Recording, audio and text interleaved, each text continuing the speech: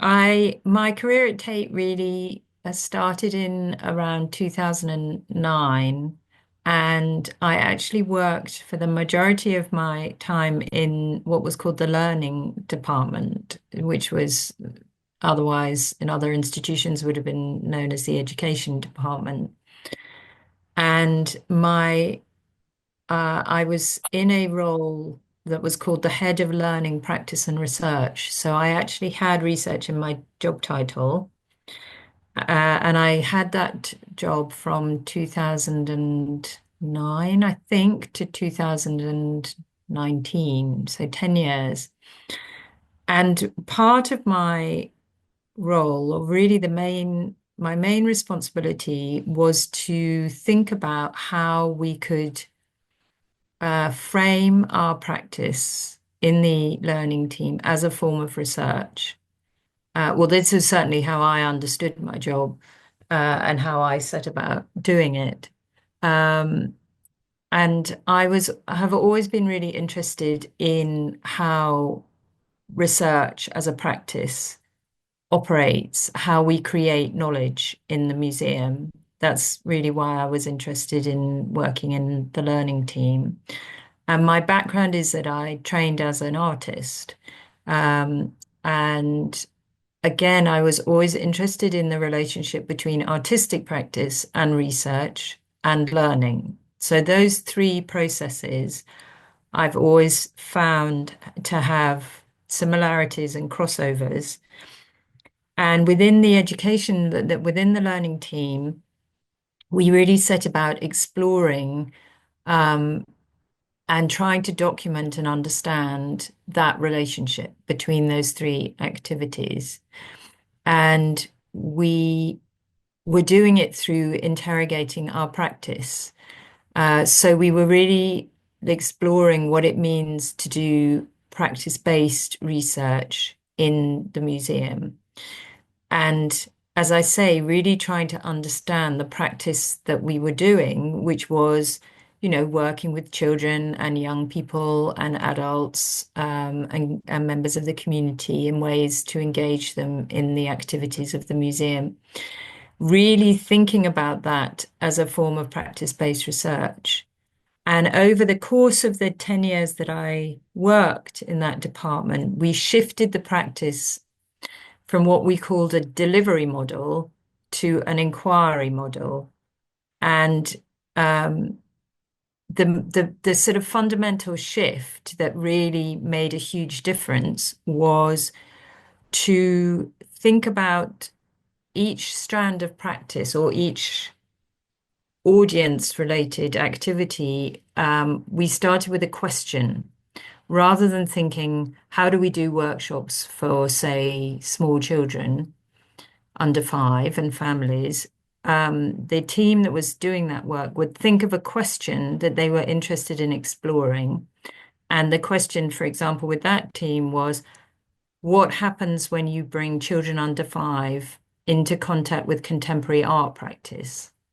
And as soon as they'd framed that question, the practice itself became an investigation of that question. So they were still doing the workshops, but they were using that question as a way to interrogate the practice as they were doing it. So it became a form of it became quite easy then to kind of shape it as research. So they'd explore questions and they'd come together, they'd reflect on what had happened. And then from that, people would give presentations. Some people wrote about what they were doing. So over time, the research element of the practice became stronger. Um, and then, whilst I was doing that, I became really interested in this idea that we were doing research in the museum. And so I thought, oh, well, this is great. Tate has a research department. They'll be really interested in the fact that we're doing all this research. And in fact, what I discovered was that the research department, as it was configured then, and this is not a criticism of my colleagues, but had a very, very different idea of what research in the museum was. It was very much that research in the museum was about art history and possibly some curatorial research, but mainly it was about research on the collection and some research that was more scientific research around conservation practice. So when I came and said, we're doing this really interesting practice-based research, they pretty much went, that's not research as we know it. And I was so interested in this as a response, I then thought I really want to go and explore whether this is the case in other museums and whether other museums actually are doing practice-based research and have a way of making it visible. So I applied for some funding and I actually got funding to do a fellowship for a year. And I went off and researched and looked at other museums, and that's how I managed to do the research to write the book, which was looking at research practices in museums. So my reason for writing the book really came from a kind of frustration that the research we've been doing that I really felt was really positive and had really made a difference to the practice just did not register. But then when I came back, having had a year's sabbatical, the head of research role at Tate was vacant, and I applied for it and I got it. So my last 2.5 years at Tate, I was actually running the research department. So as you can imagine, my response, my main goal when I was head of research was to completely change how research was framed at Tate, which I sort of did to an extent. But then unfortunately the pandemic came and things became much more difficult. But I think in some ways the practice did change. So that is rather a long way of describing my history of a relationship with research at Tate. I hope that answers your question.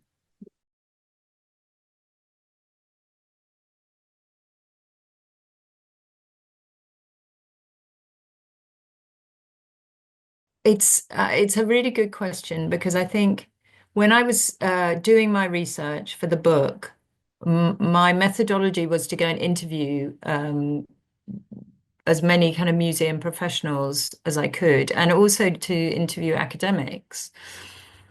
And I realized that there was a difference, and one person described it as like big R, capital R research, which was the kind of research that would be understood as sort of academic research that was really predominantly art history within the discipline of art history. It was usually research that we funded externally by a project based by a research funding council.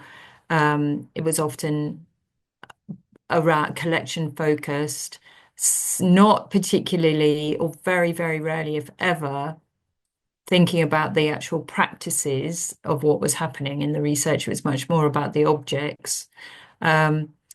And it resulted in knowledge that was usually in the form of a peer-reviewed journal article or a conference paper that was largely directed at the academic community.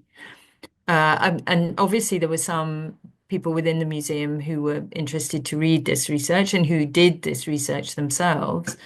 But then when I was interviewing these people, the number of practitioners in the museum who I said, do you consider yourself a researcher? They would say, no, I don't do research. And yet I knew, because I worked alongside them, that they did do research, but their research was really about exploring their practice and exploring ideas through their practice. So it's very important to call them practitioners because they were focused on practice. They were focused on the doing of a process of investigation. And these could include curators who were doing research prior to an exhibition, or conservators who were doing very sophisticated technical experimentation on artworks. and my colleagues in learning who were doing research around pedagogy. Um, and even in beyond those three, colleagues who were in visitor experience, for example, who were researching visitor behavior.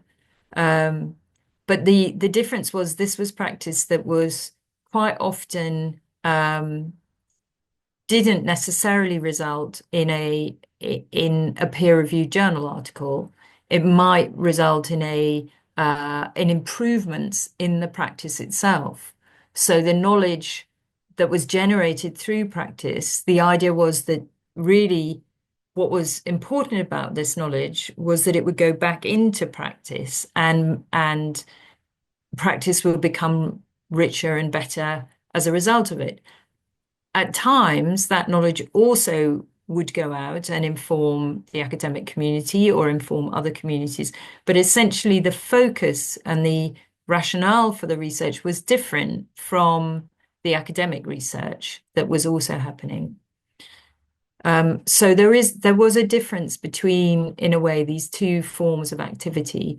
But I would say that fundamentally, they had three characteristics which are similar, which is they are based on the asking of a question.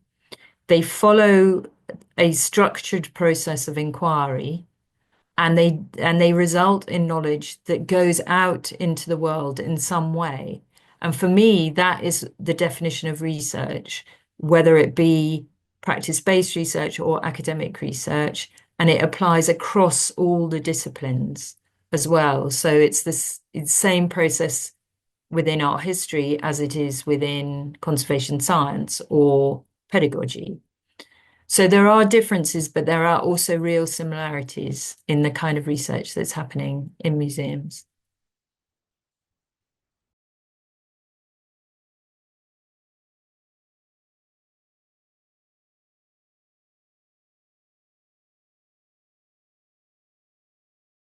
I mean, as I say, it's one of the questions that still really interests me. I haven't found the answer, which is why the question still interests me. And I think um, one reason or one way I think that we can um, really look at the benefits is to understand better how these three processes are connected. Um, and I'm always interested in how boundaries can be fluid rather than rather than seeing activities as very separate. I'm always interested in interdisciplinarity and thinking about um, how a process can shift and change into something else.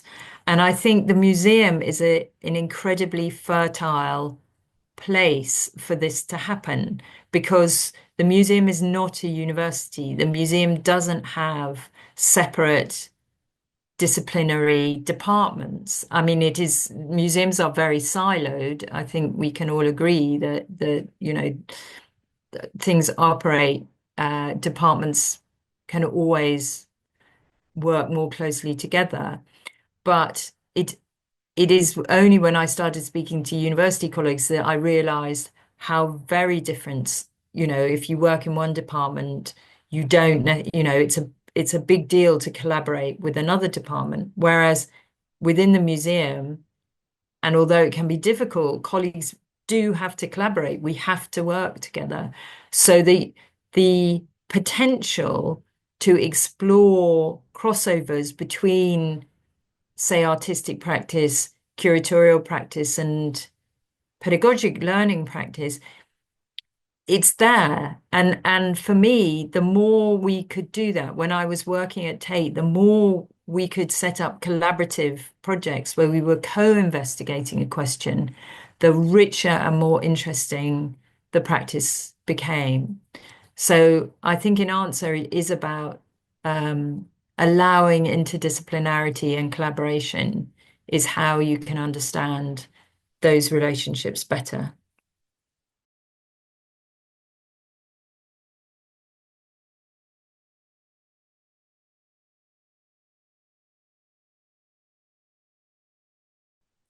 I mean, Rosario, this is the million-dollar question. Always, always. I mean, when I was interviewing, people who were working in museums, and I would say, "Are you a researcher?" And they would say no. The question that came back, the answer that came back almost always was, "Oh, but I don't have time." And it is hard, and I think it's becoming harder, certainly for, museums where, they're under a lot of financial pressure, as a lot of museums, certainly in the UK, are. And, the staff numbers have been reduced, but the level of activity and programming seems to remain the same. So, everyone is extremely pushed for time. Um, and I would never want to criticize colleagues who say, I don't have time to do this, because it does take time. But I think what it takes, which is so important, is attitude of mind. So I think that, for example, when I would say to colleagues, can you reflect on what you have done, and think what worked and what didn't work? What have you learned? And they would say, oh, but we don't have time to do that. And then one of my colleagues, and I take no credit for this. This was my colleague, who suggested that rather than setting up a separate meeting to do this reflective process, she said, well, let's just put this in our team meetings. So rather than having an agenda that was just, this is this thing needs addressing, they had agenda items, which were, what have we done? What have we learned? What are we going to do differently? And it didn't take up any more time than just having an agenda of, the task list. So I think, this was Rachel Noel who suggested, who built this into her planning. So I think it can be done if you have an attitude that it is really important for the quality of our work if we are investigating and reflecting and trying to make sense of the practice as we're doing it. And then also, valuing the time that people need in order to, if they want to take it one stage further and possibly to write something. And I was incredibly lucky when I was in my job in the learning team. The director of learning, Anna Cutler, who oversaw everything, the learning across Tate, all four Tate sites, she was very supportive. And she said once, oh, well, quite often people are off ill for 2 weeks and it doesn't fall apart. So if we can give someone 2 weeks, if they wanted to go and write a paper, or just a short article, or make a short film, just video some material, we can do that, because really we know that actually things don't fall apart. So I think it is possible, but it requires senior support to be able to do it. It's very hard, I think, if you don't have senior support. And it also requires a desire on the part of the people doing it to reflect and think about it. And some people honestly don't want to do this. They just want to be doing stuff. They don't particularly want to be reflecting on it. But my argument is everybody should be reflecting on their practice, because otherwise, how do you know whether you're doing anything that's any good?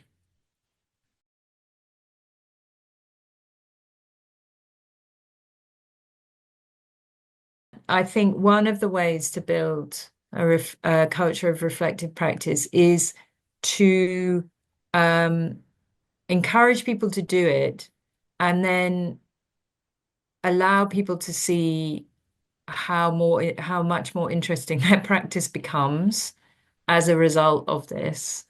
Um, and creating a culture where people feel able to experiment and try things differently and um, then but I think that experimenting and trying things out really has to be accompanied by reflecting on it and learning and thinking, well, we tried that, did it work? Or how did it work rather than did it work? What happened when we, did something different rather than, this is what we do because we've always done it this way. So this is the way things have to be done. It's like, but that isn't the way. Nothing needs to be done the way it's always been done. Things change. Museums are changing, having to change very fast at the moment because of social changes in terms of how people visit museums, what they want from museums, the economic climate, the culture wars. There are a huge amount of external factors shifting how museums operate. So for me, unless the folks within museums are able to experiment, but also then to really think about what they're doing and how it's working, um, it's a real issue for me if museums can't do that. That's where you get a lot of practices that you think, why are you doing this? This isn't working. Well, in my view.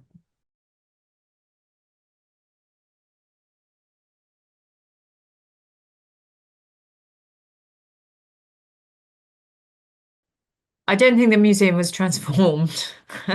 I think museums are very difficult to transform.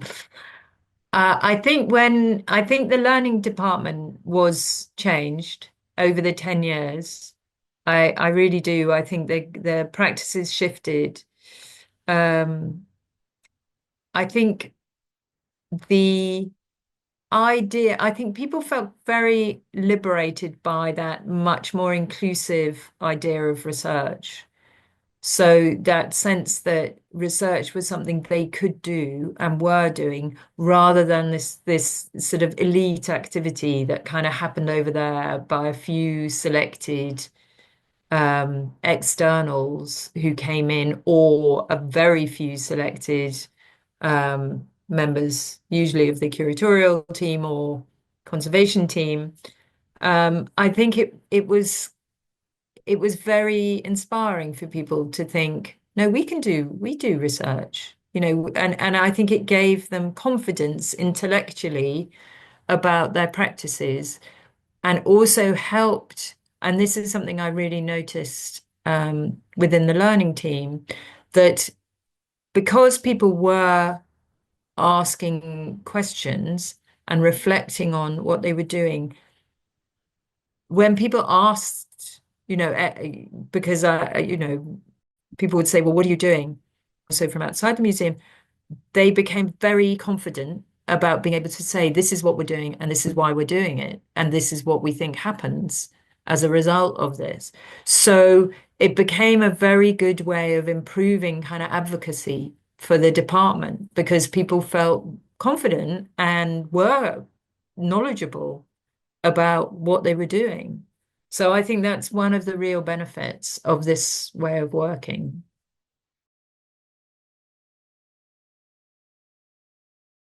There were publications, and some were published in Tate Papers, which was the Tate Academic Research Journal, which is available on the Tate website if you just put in Tate research into your search engine, it will come up, and Tate Papers. And then I published elsewhere, and we did produce a publication which sort of charting this shift from delivery to inquiry, which was called Transforming Tate Learning. And frustratingly, that used to be available on the Tate website, and I have a horrible feeling that it's no longer available. Um, but it was published. Well, I can show you a copy of it. Hang on.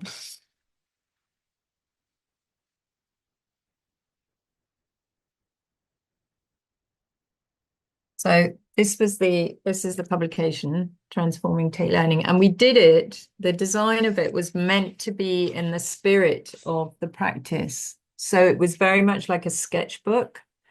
And it sort of was meant to reflect the kind of emergent, you can't really see, but there was drawings and photographs and notes,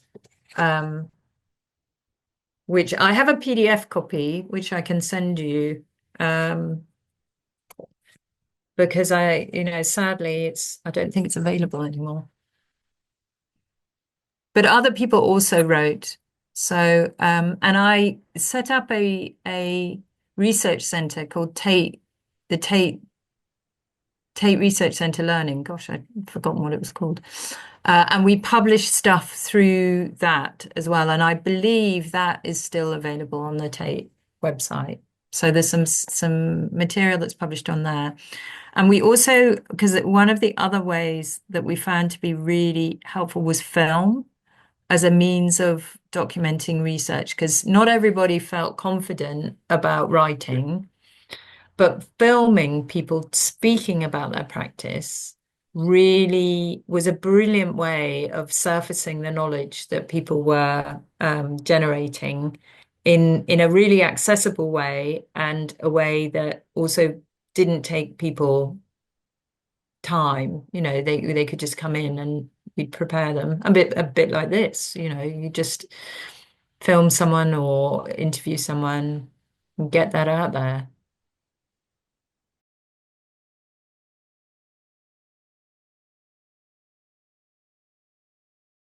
I think the process within the learning team was a 10-year process, really. Minimum 5 years. Yeah. And it's ongoing. It also, I don't, I left the learning team in 2019 because that's when I moved over to research. And even though I was still involved, my role was no longer in the department. So I believe these practices are still continuing. I think they are, but I can't guarantee that they are. So I think um, one of the issues is always about who will kind of steer these kind of practices, who will hold them in a way, because they're not the, I would say, the natural way that the museum works. And a process like this needs steering and holding. So it's one of the challenges, because the natural way of museums working, I would argue, isn't to make these practices visible and to foreground them and say this is how we need to be working, because the pressures are so strong that it's very easy to drop back just to do the delivery, because that is all the people feel they have time for, or it's the only way they've ever worked. So why, they don't think that they could work differently. So it's a fragile thing to hold a practice like this, I would say.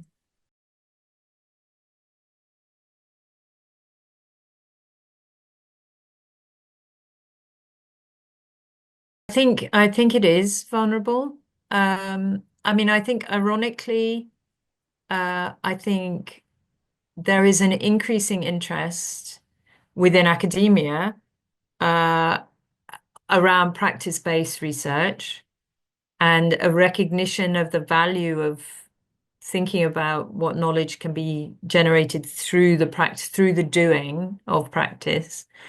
I also think that there is a growing, or there was certainly a growing recognition of the richness of the museum as a space to do research, not only because of the objects within the museum, but also because of that culture, that potential for cross-disciplinarity. They, that there is real scope for research. But I think the pressures on museums to be doing, as you talked about, the pressures on museums to be generating money at the moment, for example, is it doesn't support a slower, more reflective research practice. So I think there are both positives at the moment and also real challenges. So yeah, it needs championing always, research. It's not one of the old, even though research has, I would argue, always happened in museums, always since their earliest formulations. It's not a practice that people would immediately think, oh yes, well, there are curators and there are conservators and there are educators. It's like, yes, but all of those people are also researchers. So research is an activity that's actually always happened. So yeah, I would say yes and no. Is that right? Yes and no.